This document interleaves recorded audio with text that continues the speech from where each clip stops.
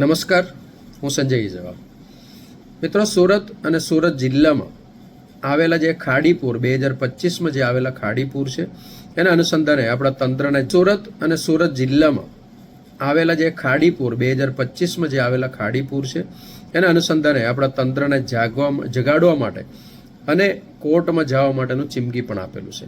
27/6/2025ના રોજ આપણે એમને નાગરિકો વતી તંત્રને મુખ્યમંત્રીથી લઈને જિલ્લા કલેક્ટર, સુરત મહાનગરપાલિકા અને સિંચાઈ વિભાગ અને તમામ જે લાગતું વળગતા ડિપાર્ટમેન્ટોને આપણે પત્ર મોકલવામાં આવેલું છે. આ પત્રની અંદર આપણે ખાસ કરીને ઘણા બધા મુદ્દાઓનો ઉલ્લેખ કરેલું છે, પણ એમાં અમુક જે મુદ્દાઓ આપણે જે એની અંદર ખાસ કરીને જે લીધેલું હતું, 70 મીટર પહોળું કોઈ પણ ખાડી સુરત શહેરમાંથી વહેતી હોય તો કોઈ પણ ખાડી 70 મીટર જેટલું પહોળું હોવું જોઈએ અને ખાડીના જે બંને બાજુ 9 મીટર જેટલા ખુલ્લી જગ્યાઓ માર્જિન તરીકે છોડાવવામાં આવે અને બધું ઊંડાઈમાં ખાડીની જે લેવલ છે એ નક્કી કરે. એટલે સિલ્ટિંગ થતી હોય તો એને ડિસિલ્ટિંગ કરવા માટે ખાડીનું લેવલ નક્કી કરીને દર વર્ષે એ લેવલ મુજબ એની અંદર ડિસિલ્ટિંગ કરવામાં આવે અને નવી ટીપી સ્કીમ જ્યારે પણ ફાળવો અથવા ટીપી સ્કીમ જ્યારે પણ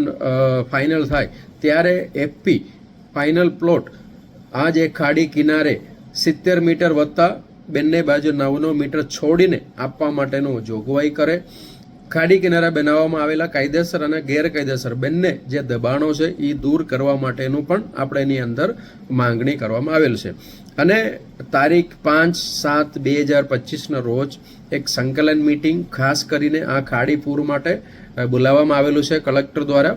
આ જે મીટિંગની અંદર ખૂબ જ આ જે પત્રમાં જે લખેલા મુદ્દાઓનું ચર્ચા થયું છે અને આ ચર્ચાના અંતે એની અંદર એવું નક્કી કરવામાં આવેલું છે, જે સ્વીકારવામાં આવેલું છે, જે સિંચાઈ વિભાગ દ્વારા ખાડીમાં થતા જે દબાણો છે એ દબાણના હિસાબે આ પૂર આટલું ભયંકર દર વર્ષે થાય છે અને સાથે સાથે ખાડીના જે બંને બાજુ અને 9 મીટરનું જે માર્જિન છે એ માર્જિન ઉપર થતા બાંધકામો આ પૂર લાવવા માટેનું એક મુખ્ય કારણ છે.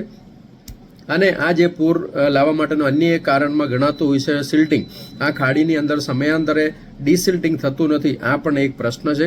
તો આવા ઘણા બધા મુદ્દાઓ એ લોકો સ્વીકારી લેવામાં આવેલું છે અને સિંચાઈ વિભાગ અને સરકારના અન્ય ડિપાર્ટમેન્ટો ખાતાઓ દ્વારા આ સ્વીકારી લીધું છે. ત્યારે આપણે માંગણી છે, આ જે તમે સ્વીકારવામાં આવેલા મુદ્દા છે એનો અમલમાં મૂકો, તાત્કાલિક એનો નિકાલ કરો.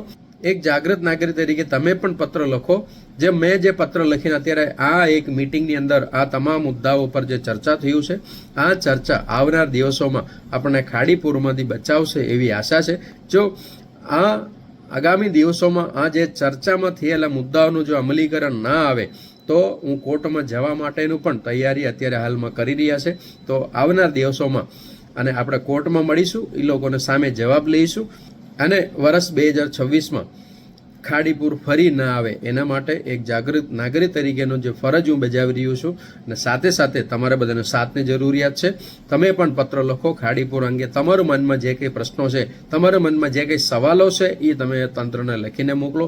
ખાસ કરીને સુરત મહાનગરપાલિકા, કલેક્ટરશ્રી અને સિંચાઈ વિભાગને આ પત્ર તમે ખાસ કરીને મોકલજો, જેથી નાગરિકો આ વિષયમાં સવાલ કરી રહ્યા છે અને પૂર જેવી સ્થિતિ હવે ફરીથી ના આવે એના માટેનું કાર્યવાહી કરવા માટે તંત્રને આ તમારો પત્ર, જેમ મારો પત્ર મજબૂર કર્યા છે એવી રીતે તમારું પત્ર પણ એ લોકોને મજબૂર કરશે.